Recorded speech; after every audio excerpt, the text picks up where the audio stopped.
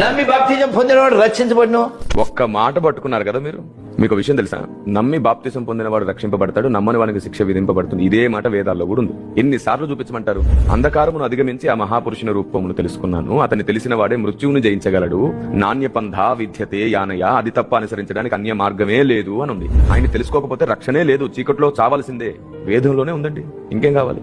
ఆ ఒక్కడిని ఎవరినో తెలుసుకోవాలి, ఆ ఒక్కడిని తెలుసుకోవాలి. అందుకే నేను చెప్తున్నాను, ఇదంతా ప్రజల్ని రెచ్చగొట్టే కార్యక్రమాలు ఇవన్నీ మానేసుకొని అందరం, ఇటు స్వామీజీలందరూ 100 మంది, ఇటు క్రైస్తవ పెద్దలు ఒక 100 మంది, ఇటు ఇస్లామిక్ సహోదరులు ఒక 100 మంది, ఇటు జైనులు సిక్కులు అందరూ కూడా ఒక 100 మందిగా కూడుకొని అన్ని వర్గాల వారు ఒక దగ్గర కూర్చొని ప్రతి ప్రశ్న మీద ఒక మంచి అభిప్రాయం కలిగే వరకు చక్కటి చర్చ జరిగి వాస్తవ సత్యాన్ని అందరూ వెంబడిస్తే సరిపోతుంది.